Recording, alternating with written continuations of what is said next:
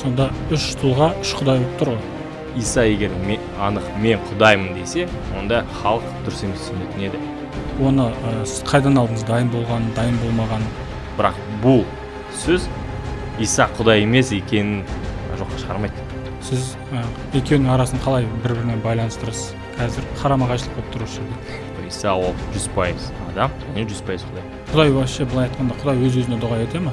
Біз ешқашан Исаның күйінде болмайсыз, ешқашан Исаны түсінбейміз. Қандай ауырлықты ол сол кезде көтерді. Не үшін формулировка керек, бүйтіп қашу деген сияқты ма, қалай сондай нәрселер не үшін қажет? Исада екі табиғат болды. Адами табиғат и құдайлық табиғат. Не үшін ол құдайым мені неғып тастап кеттің сен? Потому что Исаның өзі айтты, что мен сіздерге киелі рухты жіберемін, и ол көп нәрсе сендерге еске салып түсіндіреді. Егер әке ұлырақ болса, теңдік қайда?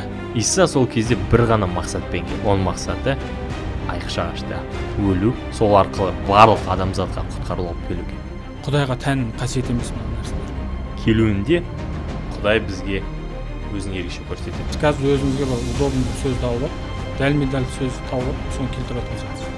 Біз олай сенбейміз. Ол точно Құдайға тіл тигізу, онда айтқан адам ол точно Құдайдың қарғысына қалады.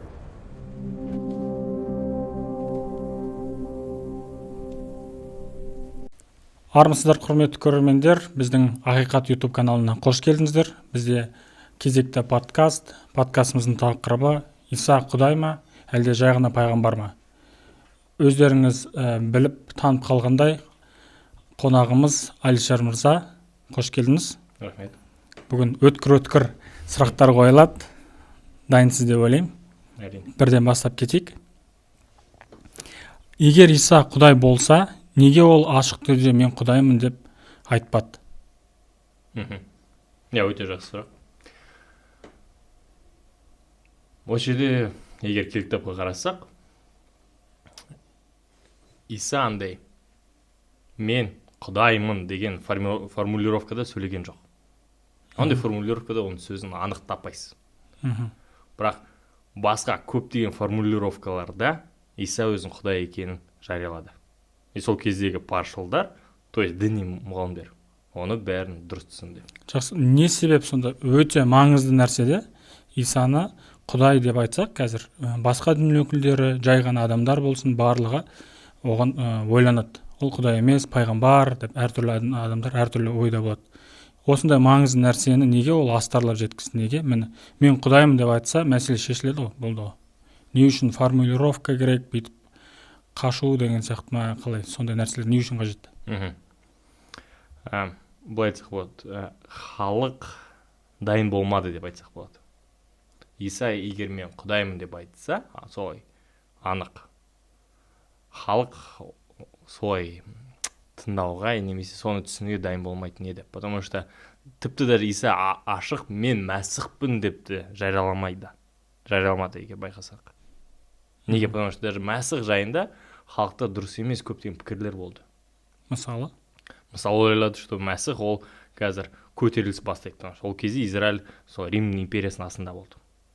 Олар ойлады, что мәсіх келеді, и біз қазір соғыс бастаймыз, и Құдай бізге жеңіс береді, и біз тәуелсіз боламыз. Мысалы сол. Сондықтан Иса егер анық мен құдаймын десе, онда халық дұрыс емес түсінетін еді.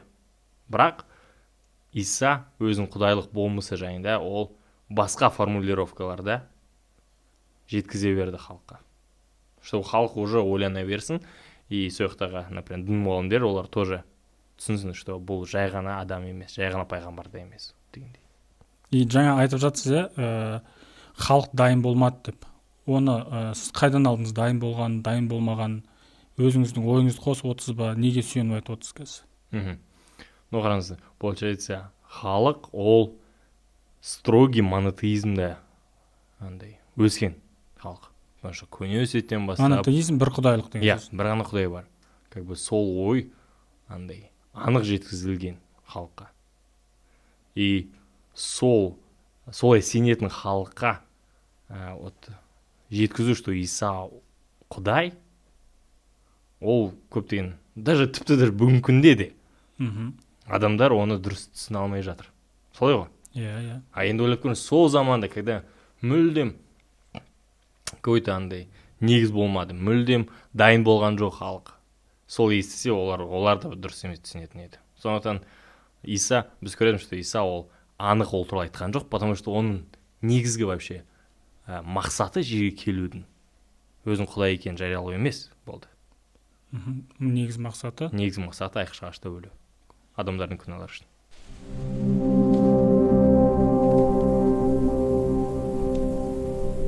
Енді екінші сұрақ осыға сіздің жауабыңызға қатысты.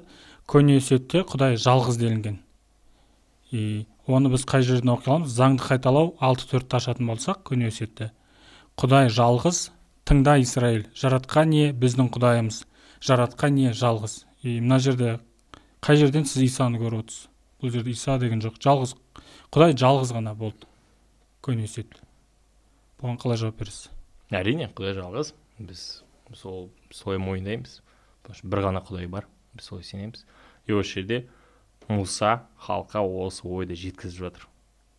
Потому что жалпы еске түсірсек, сол кездегі бүкіл халықтар, олар андай монотеизм емес, оларда андай көптеген құдайларға сенетін олар. Көптеген құдайларға сенетін. И получается, даже олар қараңыз, Муса оларды Мысыр елінен шығарып жатыр. А Мысырда көптеген құдайлар бар. Халық сол жақта өсті, соны естіді. Ода сондай түсінік бар. И вот Муса оларға вот, можно сказать, как фундамент құйып жатыр. Фундамент қандай? Жалғыз ғана Құдай бар. Ол сені Мысырдан шығарған Құдай. Сол. Сондықтан осы жерде Құдай жалғыз деп осы ойда салып жатыр. Бұл аят Иса Құдай екенін жоққа шығармайды. Бұл аят басқа ойды жеткізіп жатыр. Как бы Мусаның мақсаты басқа. Мусаның мақсаты осы жерде фундамент құю, что бір ғана Құдай бар. Сен көптеген құдайлар туралы естідің Мысырда. И Ханахан жерінде де естисің. Бірақ олар Құдай емес. Потому что бір ғана Құдай бар, и сол Құдай сені Мысыр елінен шығарды. Как бы осы аят осы негізді құяды. Сондықтан бұл аят Иса жайында емес. И жалпы көне өсиетке қарасақ, көне өсиетте біз Исаны көрмейміз. Потому что Исаның жоспары, Исаның уақыты, миссиясы әлі келген жоқ сол кезде. Сонда көне өсиетте біз Исаны таппаймыз. Ол жерде жалғыз ғана Құдай бар. И біз Иса туралы жаңа өсиетте ғана көреміз. Яғни көне өсиет бөлек кітап, жаңа өсиет бөлек кітап, бір-біріне қатысы жоқ. Сіз екеуінің арасын қалай бір-бірімен байланыстырасыз? Қазір қарама-қайшылық болып тұр осы жерде. Ешқандай қарама-қайшылық жоқ. Егер дұрыс қарасаңыз, жалпы киелі кітап не жайында айтады? Киелі кітап бізге құтқарылу тарихын айтады. Жарылыстың бастауы немен басталды? Құдай жер мен аспанды жаратады, алғашқы адамдар жаратты, алғашқы адамдар күнәға батты. И бүкіл оқиға, например, Мусаның кезіндегі арғы пайғамбар, ол Құдай халықпен жұмыс істеген туралы оқиға. Кейін біз жаңа өсиетте көреміз. Жаңа өсиетте Иса келеді, Иса құтқаруды алып келеді, қауым заманы, и соңғы кітап, ол аян кітабы, ол жерде уже толықтай Құдай құтқарады, құтқару тарихы аяқталады, и қайтадан жаңа аспан, жаңа жер. Түсінесіз ғой? Киелі кітап жер мен аспан туралы оқиғадан басталады, и жер мен аспан жайлы оқиғамен аяқталады. Сондықтан бүкіл киелі кітап ол құтқару тарихы жайында. Тарих жарайды, ол жаққа қатты бармай қойық. Біз жаңағы екінші сұрақты тағы да қорытындыласақ, Құдай жалғыз, мына жақта тыңда Израиль, жаратқан не біздің Құдайымыз, жаратқан не жалғыз деп тағы да айтты. Осы жерде сіз айттыңыз Иса жоқ деп. Бұл жерде Иса жоқ болса, онда олар соответственно неге де сенген жоқ? Үшбірлікке де сенген жоқ. Үшбірлік, яғни ол кезде ондай ұғымда болған жоқ, дұрыс па? Иә. Бір Құдайға сенді. Әрине. Жаңа өсиет келді да үш Құдай қылып жүрді. Жақсы, қазір ол бойынша тағы да келесі сұрақтар қоямыз.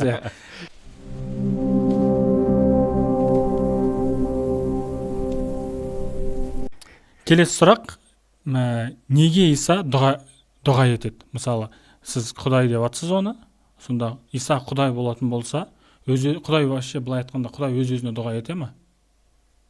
Оны біз қайдан көреміз? Матай 26:39 қарасаңыз, әкем, егер мүмкін болса, осы тостағанды мені айналып өтсін, бірақ менің емес сенің қалауың болсын. И осы жерде біз көріп отырмыз, Исаның Құдайға, яғни Құдайды әкем деп соған сыйынып жатыр да, дұға етіп жатыр. И Құдайға дұға етіп жатыр осы жерде. Ол қаншалықты мүмкін нәрсе. Мысалы, миға сыймайтын нәрсе ол. Құдайға сыйыну мүмкін емес. Егер біз жаңа өсиетке қарасақ және Исаның оқиғасына қарасақ, біз көреміз, что Иса ол біз сенетін бойынша жаңа өсиетте солай куәлік етеді, что Иса ол 100% адам және 100% Құдай. Иса көп өз ол 3 жыл қызметінде ол көп сыйынды. Біз Інжілді оқысаңыз көресіз, көп Иса сыйынған кезін байқайсыз. И от Иса бір жағынан ол бізге жақсы үлгі қалдырып кетті. Что шынымен Құдаймен байланысқан адам ол көп сыйынады. Потому что Құдайға всегда тәуелді, әр кезде тәуелді. Екінші жағынан, егер біз шынымен сенсек, что Иса ол 100% Құдай еще. Осы жерде біз түсіну керек, что, например, неге Құдай, біз үшбірлік туралы сенеміз, и арғы егер сұрақ қойсаңыз, сол туралы мен толықтырып кетем. Үшбірлікте біз сенеміз, что 3 тұлға бар. Ол Құдай әке, Құдай ұл, яғни Иса, және киелі рух. И осы 3 тұлғаның арасында біз қарым-қатынас бар. И вот Исаның сыйынуында біз сол қарым-қатынасты көреміз. Иса үнемі қарым-қатынаста болды әкесімен. Сонда 3 тұлға 3 Құдай болып тұр ғой? Жоқ, біз жаңағы Мұса айтқанымен толықты келісеміз. Мұса айтты, жалғыз Құдай деді. Құдай бар. Содан кейін қазір Исаны айтып жатсыз, Құдай деп жатсыз. Сосын үшінші киелі рух қосып жатсыз. 3 Құдай ғой, дұрыс қой. 3 тұлға 3 Құдай. Бір-бірімен әңгімелеседі, ешқандай мәселе жоқ. Солай ма? Егер біз киелі кітаптың куәлігін алып тастасақ, онда әрине солай ойлауға болады. Қалай ойласаң, солай ойлауға болады. Кез келген қарау болады. Жоқ, мен сіздің сөзіңізге қарап айтып отырмын қазір. Окей. Бірақ егер киелі кітапқа қарасақ, киелі кітап бізге айтады, что бір ғана жалғыз Құдай бар. И біз оны тастамаймыз, ол ойды. Ол ақиқат. Жақсы, бір ғана Құдай бар. Содан үшеуі шыға ма содан? И арғай біз жаңа өсиетте оқысақ, біз көреміз, что Иса ол жай ғана адам емес. Иса туралы даже пайғамбарлық сөздер, которые көне өсиетте айтылған пайғамбарлық сөздер, олар уже көрсетеді, что Иса ол жай ғана адам болмайды. Мысалы, біз Ишаядағы бір аят оқысақ, ол жерде былай жазылып тұр. Себебі сәби дүниеге келді. Біз үшін осы ол сыйға берілді. Билік оның қолында қала береді. Ол керемет ақылды кеңесші, құдіретті Құдай, мәңгілік әке, тыныштықты сыйлайтын әмірші деп те аталатын болады. Оның құрған билігі арта түсіп, орнатқан тыныштық шексіз болады. Өзі Дәуіттің тағына отырып, мәңгі патшалығын сол кезде бастайды. Әділдікпен нығайтып, жалғастырып, ақиқатта ұстанатын болады. Барлық қайрат жігермен бұларды әлемнің иесі іске асырады. Бұл көне өсиетте айтылған. Бұл алдын ала айтылған пайғамбарлық сөз. Бірақ сіз айттыңыз, жаңа көне өсиетте Иса туралы айтылмаған дедіңіз ғой? Жоқ. Мен айттым, что көне өсиетте Иса жоқ. Иса жоқ? Бірақ Иса жайында пайғамбарлық сөздер міндетті бар. Екеуі екі түрлі ма сонда? Иса жоқ дегенде мен нені меңзеп тұрмын? Мен меңзеп тұрмын, что Исаның өмірі, Исаның сол жақта әрекеттері ол жазылған жоқ. Потому что Иса, былай айтсақ, пайғамбарлар ол кезде Исаны көрген жоқ бетпе-бет. Бірақ келетінін білді, да? Потому что ол Құдайдың хабары. И вот, например, жаңағы аятқа қарасақ, бұл аят айтады, что сол ол, яғни Иса Мәсіх. Ол кім болады? Ол құдіретті Құдай болады. Мәңгілік әке болады. Тыныштықты сыйлайтын әмірші. Тура солай жазылған Ишаяда, иә? Әрине. Бұл куәлік кез келген адамға или жай бір адамға тән емес осындай куәлік беру. Осындай куәлік адамға беру, ол Құдайға тіл тигізу. Сондықтан біз көреміз, что пайғамбарлар анық осындай хабар айтқан, что Иса ол сол болашақта келетін Мәсіх, ол жай ғана пайғамбар емес, ол жай ғана адам емес. Осы үшінші сұрағымызды қорытындылап жүрсеңіз, неге Иса дұға етеді? Яғни Құдайға дұға ете ме дегенді қорытындылап айтсаңыз. Жаңа айттық қой, что үш бірлікке біз сенеміз, и үш бірліктің ішінде қарым-қатынас бар. Иса әр сол қызметін уақытында ол үнемі Құдай әкемен байланыста болды. И сол байланыс именно дұғада көрінеді. Дұға арқылы бір-бірімен байланыс жасап отты ма? Әрине. Сол қарым-қатынас дұғада көрінеді, и және бұл дұға именно бізге куәлік. Потому что Исаға, чтобы Құдаймен сөйлесу үшін, не обязательно сөйлеу керек. Потому что ол Құдай. Ол байланыс. Біз, например, даже сөйлемей сыйына аламыз іште. Иә? Сөйлемей біз дұға айта аламыз. Ішіңнен сыйына бересің. Иә. Сондықтан Исаны осылай именно көрініп сыйынғаны, ол именно бізге жақсы куәлік, жақсы үлгі. Что Құдайға тәуелді адам ол үнемі Құдаймен қарым-қатынаста сыйынуда болады. Сол жағынан Иса бізге куәлік қалдырып кетті. Осы жағынан.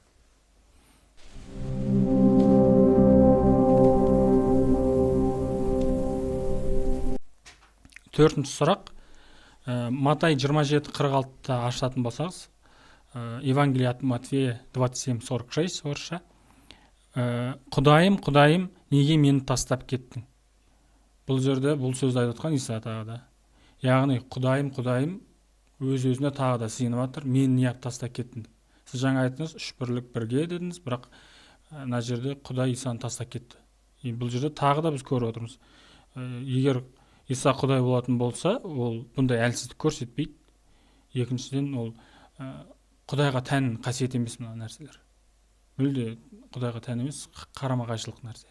Не үшін ол Құдайым, Құдайым, мені неғып тастап кеттің деп сыйынды? Бұл өте қиын жер.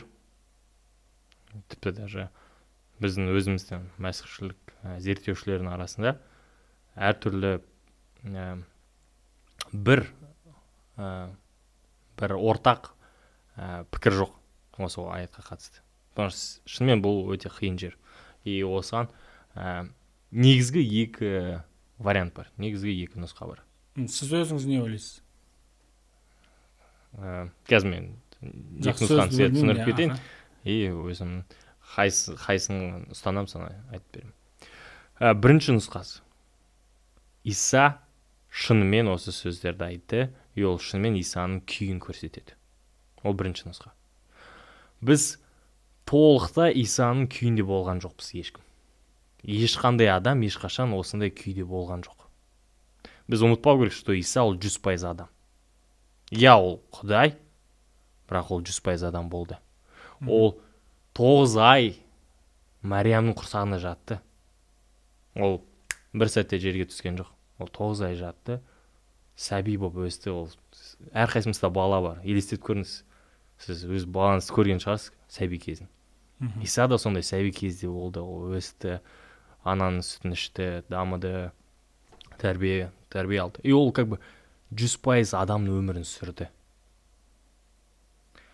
И адам болған соң, ол бүкіл адамның сезімдерін сезіне алды. Оның қарны ашты. Ол жалғыздықты сезінді адам ретінде. Түсінбеушілікті сезінді дегендей. Сатқындықты көрді. И вот Иса сол айқша ашты, бүкіл адамзаттың күнәсін көтеріп жатыр. Біз ешқашан Исаның күйінде болмайыз, ешқашан Исаны түсінбейміз. Қандай ауырлықты ол сол кезде көтерді. И Исаның осы сөздері, Исаның қаншалықты қиын, қаншалықты ол сол кезде өзін жалғыз екенін сезінгенін куәлік ететін сөздер. Бұл бірінші нұсқа. Бірінші нұсқа осындай. Что Иса шынымен осы сөздер шынымен Исаның күйін сипаттайды. Бұлай айтқан кезде айқыш ағашта Иса адам ретінде болды ма? Сіз қазір... Әрине, Иса үнемі адам ретінде қала берді. Потому что Иса ол әрдайым 100% адам, 100% Құдай болды. Онда емес, типа как двухсимочный телефон сияқты андай переключение. Бір кезде Құдай болды, бір кезде адам болды. Жоқ, ол үнемі 100% адам болды. Үнемі 100% Құдай болды. Біз оны ешқашан толықтай түсінбейміз, потому что біз все-таки Құдай туралы сөйлесіп жатырмыз. Иә. Ешқайсымыз ондай тәжірибені басымызда өткізген жоқпыз. Сондықтан біз просто киелі жазбаны куәлігіне сенеміз. енді біздің сұрақтарымыз да сол үшін ғой. Біз адами көзқараспен өзіміздің өлшеміміз бойынша, өзіміздің призмамыз, сол бойынша қарап, соған біздің өзіміздің логикамызға түсінікті қылып сыйғызғымыз келеді. Сол үшін сізді шақырып отырмыз, сол сұрақтарға жауап берсін. Бірақ осы жерде ол жақсы мақсат, бірақ біз где-то кішкене кішіпейіл болу керекпіз, потому что біз все-таки Құдай туралы айтып жатырмыз, и біздің логикамыз толықтай біздің логикамызға толықтай киелі кітаптың ақиқаты кірмеуі мүмкін. Себебі потому что біздің жалпы логикамыз ол біздің бар білімімізбен негізделеді. Иә. Ал біздің біліміміз өте шектеулі. Сондықтан осы жерде біз где-то уже сеніммен қараймыз. Біз оны дәлелдей алмаймыз, бірақ сеніммен қабылдаймыз. И вот сонымен бірінші нұсқа, то, что Иса шынымен өзінің сол күйін жеткізді осы сөздермен. Екіншісі? Екінші нұсқа, что ол пайғамбарлық сөз. Сол тарауды қарасақ, именно Исаның айқыш ағашта қиналып жатқан туралы баяндайтын тарауды қарасақ, ол жерде көптеген сілтемелер болады 21-ші забур жырында. Сол жақта, например, Исаның киімін не істейді? 21-де не айтылады 21-ші забурда? Сол 21-ші забурдың жырында Исаның сол киімді бөлу жайында айтылады, что мен киіміме олар жеребе тастап жатыр деген дәлме-дәл сөз бар. Тағы да осы неге мен тастап кеттім деген дәлме-дәл сөз бар 21-ші забур жырында. И жалпы екінші нұсқа, что Иса бүкіл сол пайғамбарлық сөздерді айтып шықты. Что типа міне енді олар орындалып жатыр дегендей. Енді ол забур жырын негізі Дәуіт жазбады ма? Иә. Дәуіт ол Құдайға сыйынып өзінің күйін айтып жатыр да ол жақта. И сол жақтағы отрывоктар, сол жердегі нәрселерді бүйтіп жұлып аламыз да Исаға айтылған деп айтылып келтіре береміз, сонда пайғамбарлық сөз деп. Ол жерде тек забур кітабы ол Дәуіттің кітабы. Неге оны алып кеп осы жаққа біз тығып жатырмыз дейміз ғой, алып келіп жатырмыз. Иә, өте жақсы сұрақ. Просто тағы толықтырып жіберсем, забурдың онда егер сөйтіп алатын болсаңыз, кез келген жерлерін сөйтіп алып қолдана беруге болады да. Әрине. Сіз қазір өзіңізге бір удобный бір сөзді алып алып, дәлме-дәл сөз тауып, соны келтіріп жатқан сияқтысыз. 100% келісемін, өте жақсы орынды айтып жатырсыз. Осы жерде не нәрсе қараңыз, мен айтқан сөзім, ол менің пікірім емес, и ол мәсіхші зерттеушілердің пікірі емес, ол киелі кітаптың өзінің пікірі. Потому что Матай, сіз жаңа Матай туралы айтып жатсыз, и Матай өзі айтып жатыр, что солай сөз орындалды. Ол бір нәрсені келтіреді, айтады, солай сөз орындалды. Матай бұл хатты жазып жатыр, и Матай Дәуіттің сөзінен алып, осы пайғамбарлық сөз орындалды деп жазып жатыр ма? Иә, и Матай біз сенеміз, что ол киелі рухтың жетегінде жазып жатыр. Ол Құдайдың сөзін жазып жатыр. Ол өзінің просто жай күнделігін жазып жатқан жоқ, ол жай ғана бір SMS жазып жатқан жоқ, ол Құдайдың сөзін жазып жатыр. И ол Құдайдың киелі рухтың жетегінде осы сөздер жазып жатыр. И жалпы Матай көптеген сілтемелер жасайды көне өсиетке. Неге? Потому что Матай жалпы хабарды, сол Інжілді арнайы еврейлерге жазып жатыр. Ол мақсаты еврейлерге дәлелдеу, что бұл Иса ол Мәсіх, уәде етілген Мәсіх. И сондықтан ол көптеген көне өсиеттегі пайғамбарлық сөздерді көрсетеді. Орындалды. И ол 200-ден аса пайғамбарлық сөз орындалды деп бізге көрсетеді. Мен мына жерде басым қатып кетті да, сонда Матай көне өсиеттен үзінділерді алып, еврейлерге түсіндіріп жатыр да, міне осындай пайғамбарлық сөздер орындалды деп. Сонда Матай көне өсиеттен Исаны көріп тұр ма? Солай айтқыңыз келіп тұр ма? Иә, былай айтсақ, иә, солай айтуға болады, әрине. Бірақ жаңа мен басында айтқандай, Исаның сояқта өмір сүрген әрекет туралы емес, осы куәліктер. Ол куәліктер больше как пайғамбарлық сөз. Бізге пайғамбарлық сөз ол не? Ол алдын ала әлі болмаған нәрсені жариялау, иә? Иә. Вот.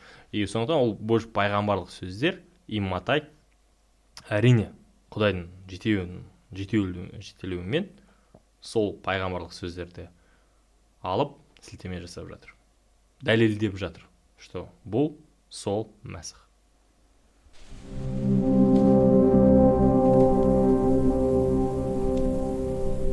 Бесінші сұрақ: неге Иса бәрін білмеді?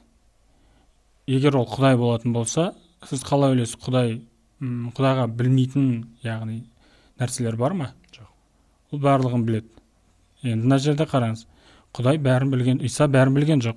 Ол былай дейді. Марқа 13:32-де, Евангелие от Марка 13:32. Ал сол күн мен сағатты ешкім білмейді. Ешкім білмейді. Көктегі періштелер де білмейді, ұл да білмейді. Яғни ұл деп бұл жерде Мәсіх өзін айтып отыр. Тек әке ғана біледі. Әке ол Құдай. Яғни осы жерде анық, былай айтқанда четко айтып отыр.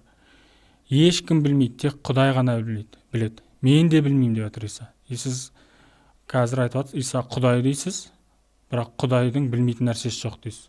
Осы жерде қарама-қайшылық бар. Бұған не дейсіз? Жақсы сұрақ.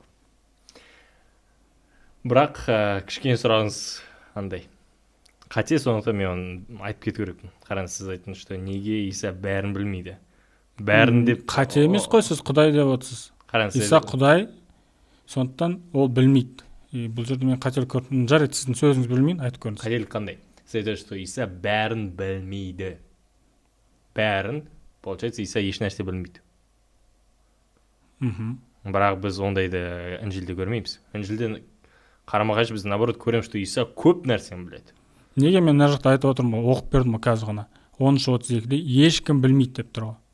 Әрине, қараңыз. Ешкім білмейді. Осы аятқа біз келеміз.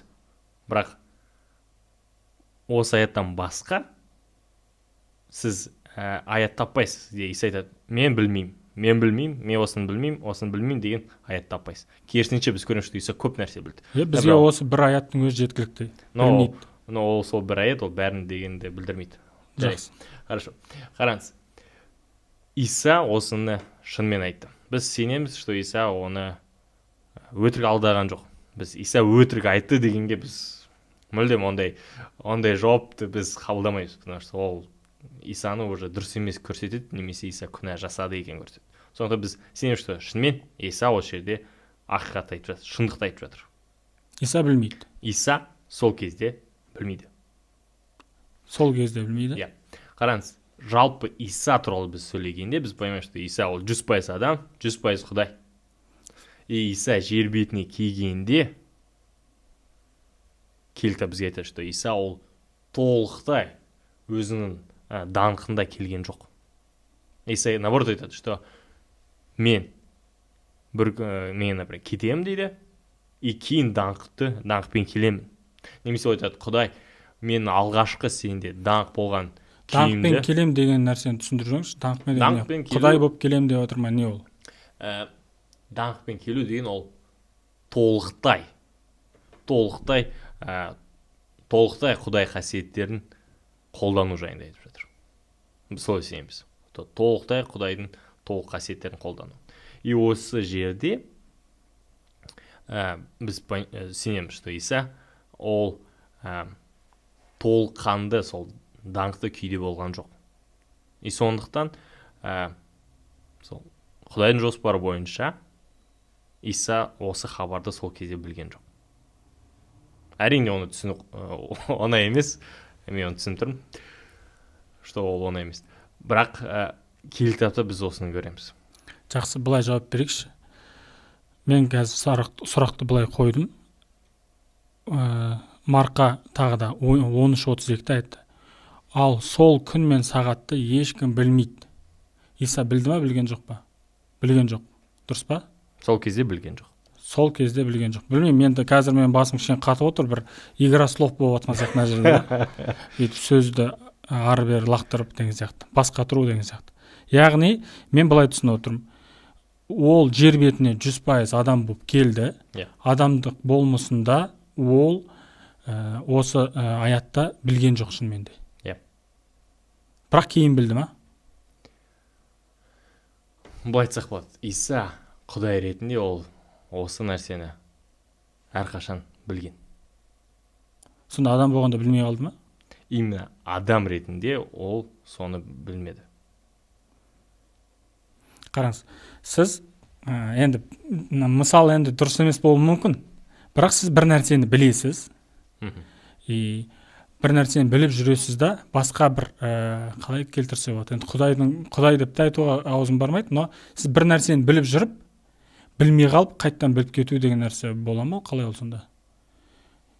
Құдай болып жүрген кезде білді, адам болған кезде білмей қалды, қайттан құдай болды да бәрін біліп кетті ма?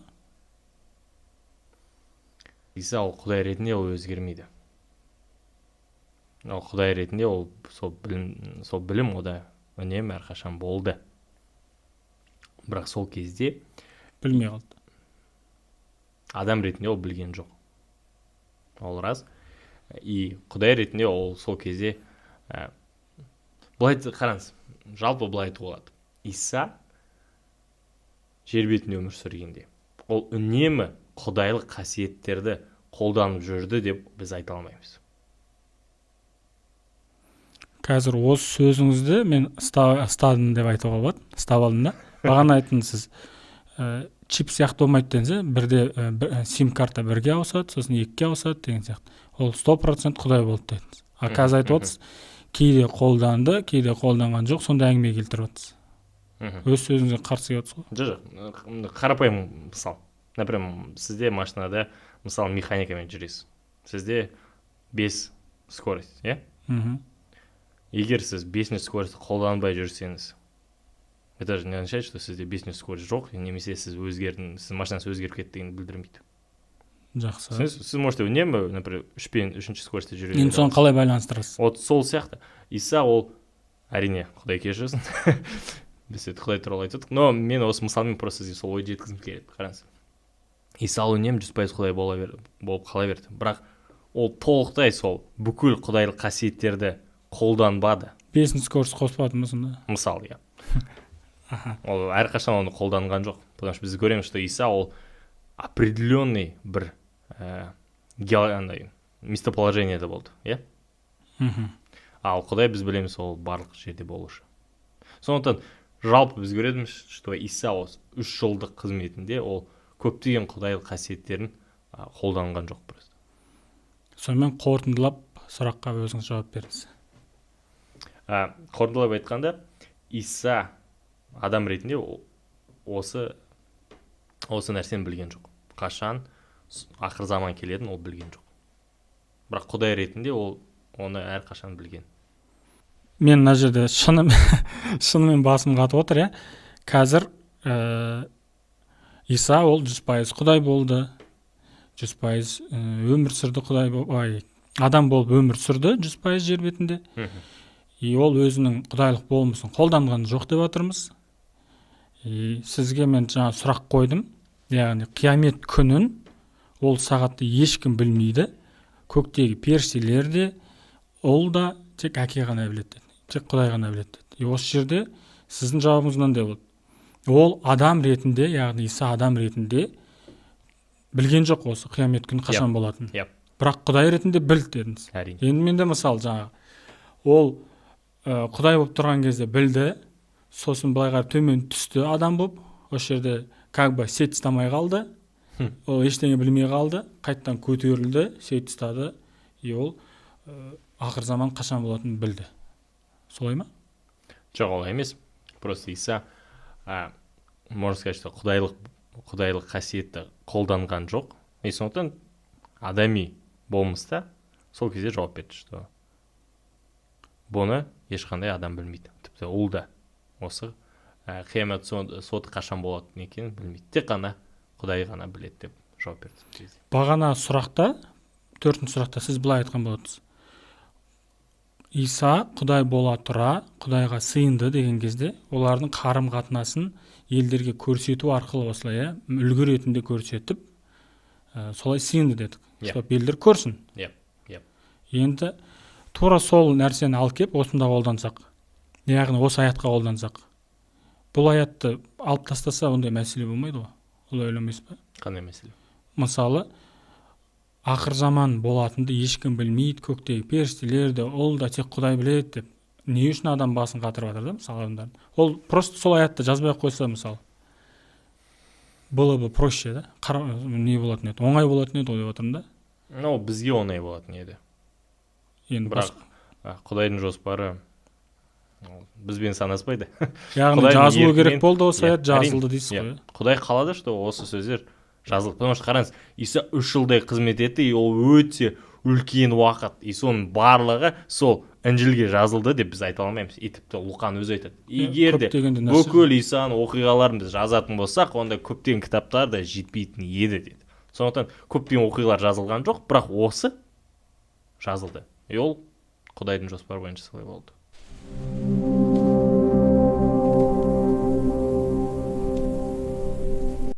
Алтыншы сұрақ. Неге екі ерік бар? Ерік деген яғни воля. Неге екі ерік бар? Тағы да Луқа жазған ізгі хабар 22:42-де былай дейді, жаңа өсет. Әке, егер қаласаң, осы тостағанды менен алып өт. Бірақ менің емес, сенің еркін болсын. Яғни, менің еркін болмай қойсын, сенің еркін болсын деді. И осы жерде екі ерік айтып тұр. Екі воля. Мен қалап тұрған жоқпын, бірақ Құдай қалап тұр. Жарайды, Құдай сен қалап тұрсың, мен мойынсынам деп отыр. Енді сұрақ. Бір тұлғада екі ерік болу логикаға сыя ма? Егер адамда осылай екі ерік болса, біз оны шизофреник деп айтатын едік. Иә. Исаға келсек, Иса ол жай ғана адам болған жоқ. Сіз бағана ғана 100% Құдай болды дедіңіз. Иә. Иса ол 100% адам, 100% Құдай. Яғни Исада екі табиғат болды. Адами табиғат и Құдайлық табиғат. Түсінесіз ғой? Иә. И табиғатта ерік бар. Табиғатта ерік бар? Иә. Қараңыз, Иса адам ретінде ода үнемі өзінің еркі болды. Не істеймін, тұрам, отырам, жеймін деген сияқты ерік. Иә. Сонда айтып отырсыз ғой? Иә. И Исада еще 100% Құдай болмысы бар, табиғаты. Қараңыз, и сол жерде біз именно нені көреміз? Біз Құдайдың әлсіздігін көрмейміз, біз именно адами әлсіздік көреміз. Гефсиман бағында. Сіз жаңа оқыған аят, ол Гефсиман бағында болған оқиғаны баяндайды. И сол жерде біз именно Исаның адами ретінде әлсіздігін көреміз. Исаға өте қиын болды. Құдайға еш нәрсе қиын емес.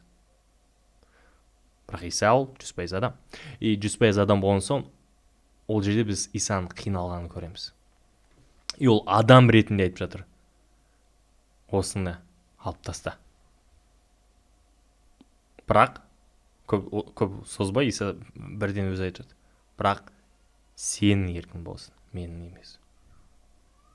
Сондықтан осы жерде біз Құдайда екі ерік бар дегенді айтып жатқан жоқпыз. Біз осы жерде именно айтып жатыр, что Иса 100% адам болған соң, осы жерде өзінің адами еркін айтып жатыр. Егер екі бөлек ерік болатын болса, онда бірлік жоғалады. Сондықтан сіз оны айтпай отырсыз. Күшті жауап беріп отырсыз негізі. Жақсы. Тағы да сұрақтар бар.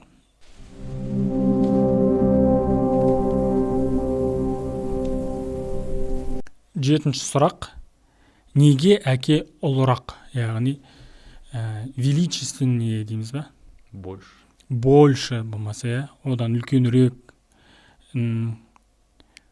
Менде тағы да кел кітаптан аят бар, үзінді. Жохан жазған хабар 14:28. Жаңа өсиет бұл. Әке менен ұлырақ. Ашсаңыз болады. Әке менен ұлырақ. Яғни тағы да сол бір сұрақ. Егер әке ұлырақ болса, теңдік қайда? Сіз бағана айтып жатсыз. Бір тұлға, бір Құдай дедіңіз, 3 тұлға бар дедіңіз. Табиғаттар бір-біріне қарама қарсы емес, бәрі бірдей дедіңіз. Бірақ мына жерде анық, четко, ясно әке менен ұлырақ деп айтып тұр. Бұған нейсіз? Әлде бұл иерархия ма? Иерархия болып тұрмандай. Саты бойынша да? Сіз жаңа Жохан 14:28 оқыңыз, иә? Иә. Егер рұқсат етсеңіз, мен осы аятты толықтай оқысам. Оқыңыз, иә? Менің өздеріне былай дегенімді естігенсіңдер. Иса осы жерде өз шәкірттерімен сөйлесіп отыр. Мен кетемін, кейін сендерге қайтып келемін. Егер мені шын көңіліме сүйсеңдер, әкеме барып құрметке бөлетініме қуанар едіңдер. Себебі әке менен ұлы. бөленетіні ме, иә? Сол уақытта жердегі қызметінде Иса шектеулі болды. Иса толықтай 100% қасиеттерін, болмысын, табиғатын қолданған жоқ. Өші Иса айтады, что мен кетемін, сол жақта мен толықтай бөлінемін сол нәрсеге. Сол кезде теңдей бола ма, тепе-теңдік орнай ма? Потому что егер бір құдай басқа бір құдайдан ұлырақ болса, онда біз уже екі құдайға сенетін боламыз. Бірақ біз екі құдайға сенбейміз. Мен мақсатында екі құдай деп айтқызу ғой сізге осы жерде. Себебі мына жерде анық айтып тұр. Біреу үлкен, біреу кіші. Яғни қорытындылағанда Иса жерде болған кезде ол кіші болды. Құдай көкке көтерілген кезде Құдаймен тепе-теңдікке болды. Солай ма?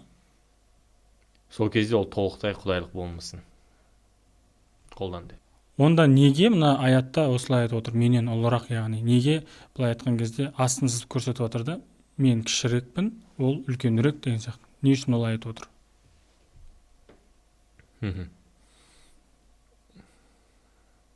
Даже қараңыз, осы жерде Иса өзін Құдаймен салыстырғаны уже қызық. Иә. Қандай адам өзін Құдаймен салыстырады? Например, егер мен айтсам, либо есі дұрыс емес адам, иә, либо он тот, за кого выдает. Қазақша айтам. Қараңыз, егер мен айтсам, Құдай менен ұлы десем, ол бәріне очевидный факт. Ол просто андай ешқандай салмағы жоқ. Оны айтпасаңыз да ол белгілі. Иә, ол бәріне белгілі. Бірақ осы жерде Исаның айтқаны уже қызық. Неге Иса өзін салыстырып жатыр? Неге? Неге Иса айтып жатыр, что ол менен ұлырақ, яғни ол менен кішкене көбірек ұлы или көбірек дәрежесі үлкен деп отыр. Түсінесіз ғой? Ол осы жерде салыстыру арқылы да как бы өзінің табиғаты жайында, өзінің тұлға ретінде қызықты ойлар туғызады. Жалпы шәкірттер үнемі Исаның қасында жүрген соң олар көрді. Бұл жай ғана адам емес. Әрине олар сол кезде толықтай түсінген жоқ Исаны. Тіпті Исаның даже айқышта өлгенін мақсатында олар толықтай түсінген жоқ ол кезде. Сондықтан Иса осы жерде оларға толықтай бәрін түсіндіріп жатқан жоқ. Егер біз Інжілді оқысақ, бір қызықты оқиға бар, ол керемет осыны бізге түсіндіреді. Мысалы, Иса Никодим деген кісімен сөйлеседі. Никодим ол дін мұғалімі. Өте андай құрметтейтін адам, оны барлығы құрметтейді. Дін мұғалімі болғанда ол не ғой, еврейлер ғой? Иә. Иса Таурат бойынша. Да. Иса оны Никодим, мен саған жердегі нәрсені түсіндіріп жатырмын.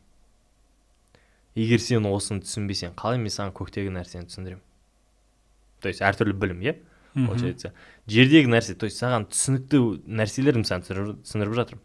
Егер уже көкте болатын нәрсе, сол көкті сипаттайтын нәрселерді саған түсіндірсем, сен қазір оны точно түсіне алмайсың.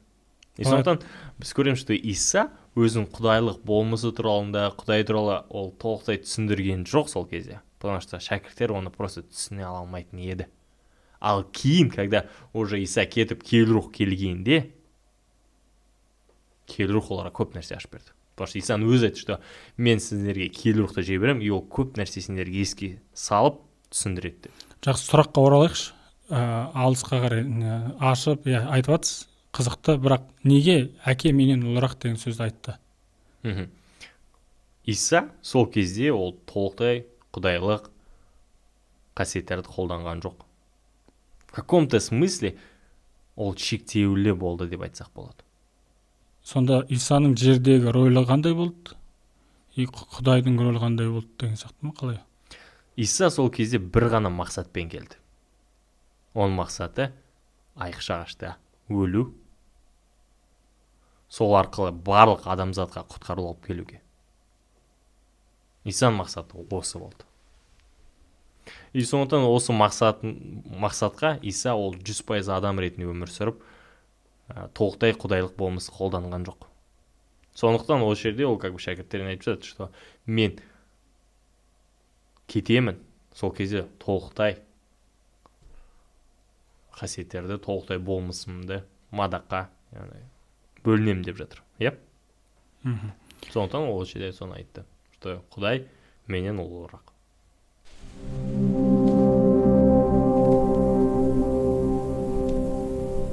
Сегізінші сұрақ. Неге тек әке жалғыз Құдай деп айтылады? Тағы да келтірейін. Жаңа өсиет Жохан 17:3. Мәңгілік өмір дегеніміз жалғыз шынайы Құдай, сені және сен жіберген Иса Мәсіхті тану.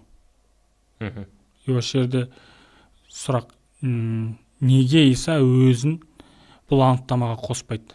Яғни жалғыз Құдай ол әке деп айтар да, бөліп, одан кейін сені жіберген Иса Мәсіхті тану. Яғни Құдай, біз білеміз, пайғамбарларды жібереді. Мына жерде Исаны пайғамбар деп айтуға болады. Исаны жіберген Құдай, жалғыз Құдай. Не айтасыз? Иса неге осы жерде өзін Құдай деп айтып жатқан жоқ? Ол туралы біз айтып келе жатырмыз. И тағы да ойда еске түсірсек, Иса осы жерде неге анық айтып жатқан жоқ? Себебі Исаның мақсаты жоқ. Мен Құдаймын деп жариялауға оның мақсаты жоқ жер бетінде. Бірақ ол өзінің табиғаты немесе тұлғасы ерекше екенін көп дәлелдеп жатыр. И тіпті даже осы аятпен де ол сол ойды жеткізіп жатыр. Қараңыз. Ол айтады, мәңгілік өмір.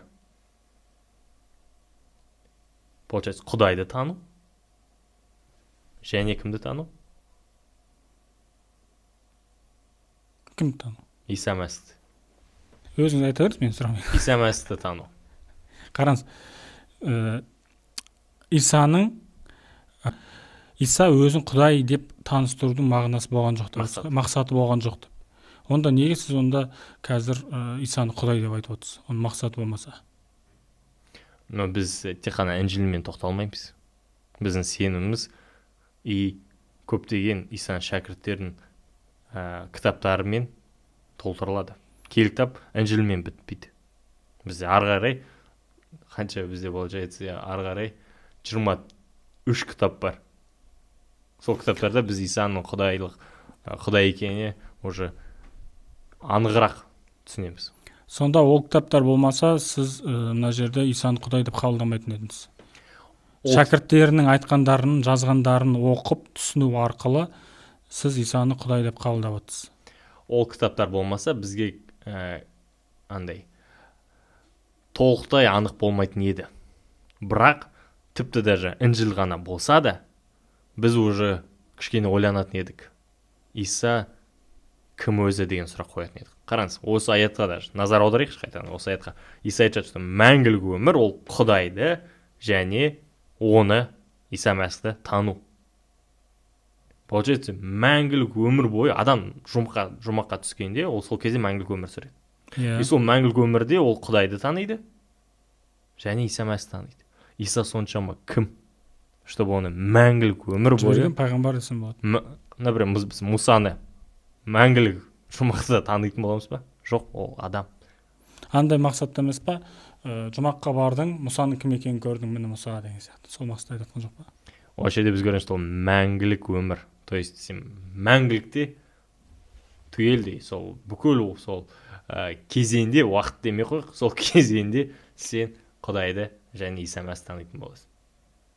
Соншалықты Исаның дәрежесі, то что ол даже өзін Құдайдың қасына қосқаны, осы жерде бізге куәлік етіп жатыр, что Иса ол жай ғана адам емес.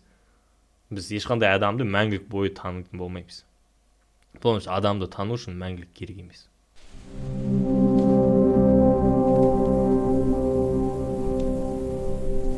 Тоғызыншы сұрақ. Құдай өзгермейді. Келсіз ғой? Құдай өзгермейді. Ол көне өсиетте де қандай Құдай болды, жаңа өсиетте де Құдай. Яғни осы әлемнің басталу жаратылысынан бастап соңына дейін, яғни ақыр заманға шейін Құдай өзгермейді. Сол болып қалады, бір Құдай болып қалады.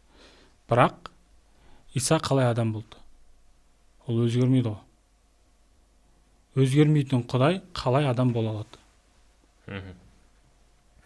өзгеріс бұл дегенде табиғаттың өзгеруі емес па? Сіз жаңағы табиғат бар деп отырсыз, ол өзгеріп отыр ғой. осы жерде андай осы сұрақты нақты жауап Бұны берсін. қазір күте тұрыңыз. Малахия 3:6-да былай айтады, көне өсиет бұл. Мен жаратқан иемін, мен өзгермеймін. Мен жаратқан иемін, мен өзгермеймін. Өзгермеймін деп айтып тұр, бірақ сіз қазір өзгертіп жатсыз ба деп қоямын. Қараңыз, өзгеріс дегенде ол бір күйден басқа бір күйге өту. Иә. Значит, сен алғашқы күйден Енді дұрыс қой.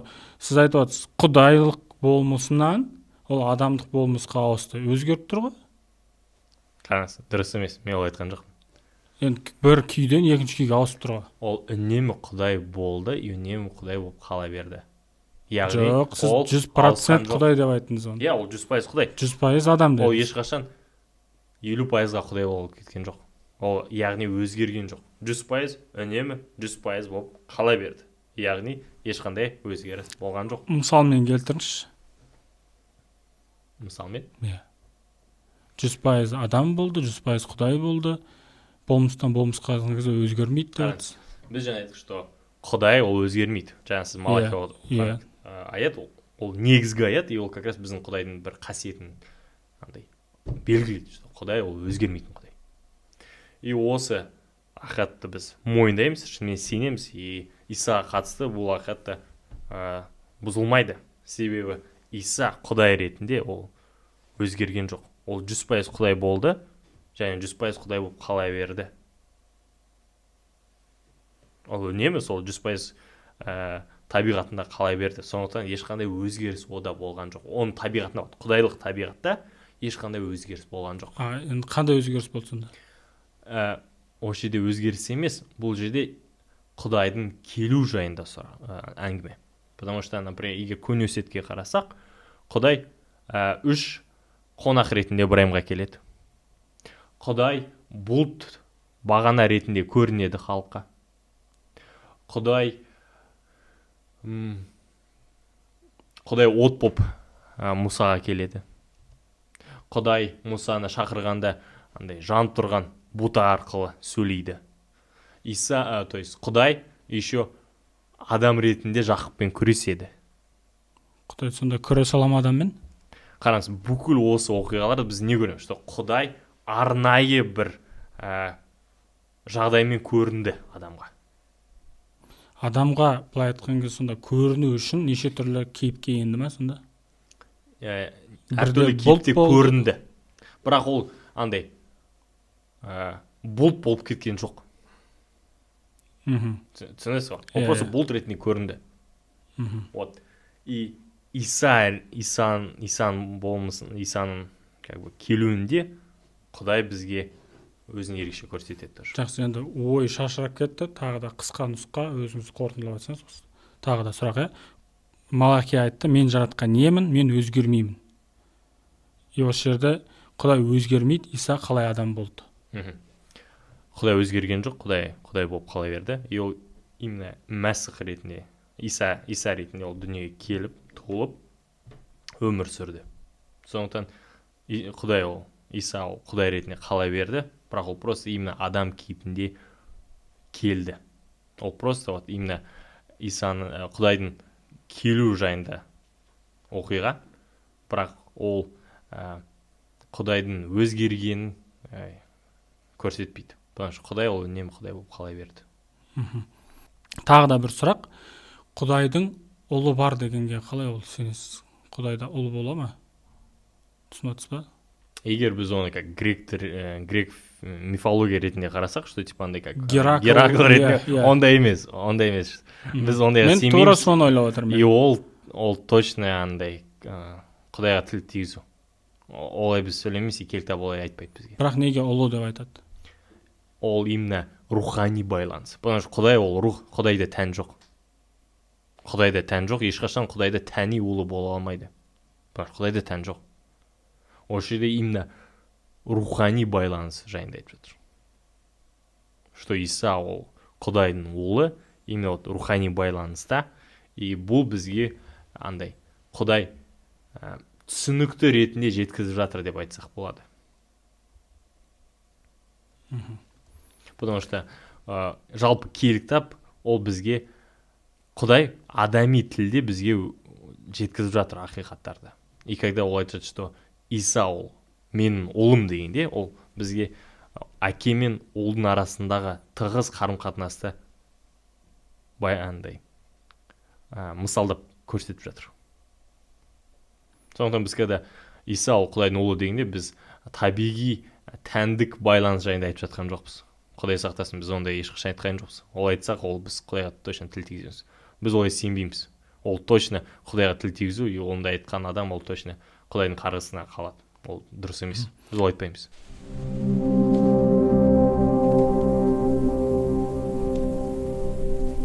Бізде 10 сұрақ, соңғы сұрақ. Колостарға арналған хат, 2-ші тарау, 9-ші аят, немесе Тимотей 3:16 бұл жаңа өсиетте. Себебі Құдайдың бүкіл толықтығы Мәсіхтің бойында тән ретінде өмір сүреді. Құдай тәнде көрінді, рухта ақталды, періштелерге көрінді, халықтарға уағыздалды. Дүниеде сеніммен қабылданды, даңққа көтерілді. Иса Құдайға тән бе? Яғни осы аяттарды оқып отырсақ, бұл дәлелдер сенімге негізделген бе, әлде нақты факт па? Мен сізге даже тағы бір аят қосып беремін. Ол еврейлерге 1:3. Одан, яғни Исадан, Құдайдың салтанаттылығы жарқырап көрінеді. Ол Құдайдың болмысын дәлме-дәл сипаты. Ол бүкіл әлемді құдірет сөзімен қолдап ұстап тұр. Яғни сіз бағана айтып жатқан жаңа өсиетті айттыңыз ғой, біз Інжілмен ғана шектелмейміз, одан кейіндегі кітаптар бар деп. Яғни осы кітаптар ғой, дұрыс па? Әрине. И вот осы аяттарға не көресіз? Ол аяттар как раз бүкіл біз айтып жатқан ойды жеткізеді, что Құдай адам ретінде келді. Адам ретінде өзін көрсетті. И вот Иса 100% адам, 100% Құдай. Біз не көреміз Исада? Ол адам ретінде келді, и ол Құдайдың табиғатын бізге көрсетті. Потому что көне өсиет бойынша Құдайды ешкім ешқашан көрген жоқ и көре ала алмайды. Потому что Құдайды көрген адам ол өледі. Ешқашан көре алмайсың. Бұлтта көрді, отта көрінді. Бұлт ол Құдай емес. Вот Құдайды көру мүмкін емес. Но вот именно Құдай өзін толықтай бізге қалай ашты? Именно Иса арқылы келіп, ол біздің арамызда өмір сүрді. Бірінші рет дейсіз ғой, иә? И вот солай біз Құдай туралы Құдайды біз жақынырақ біле алдық, потому что ол арамызда өмір сүрді дегендей. Например, біз Құдайды киелі кітаптан білеміз. Ал сол заманда өмір сүрген адамдар, олар Иса арқылы сол Құдай туралы куәлікті бетпе-бет көрді. Олар Исаның сөзі арқылы естіді қалай шынайы Құдай қандай. Потому что даже Иса айтады Филиппке, помните, айтады, мені көрген, әкені көрген дейді. Соншалықты Иса сол Құдай туралы ақпаратты анық көрсетеді. И осы аяттар как раз соны дәлелдейді, что ол дәлме-дәл сипаты. Ол соны жариялайды.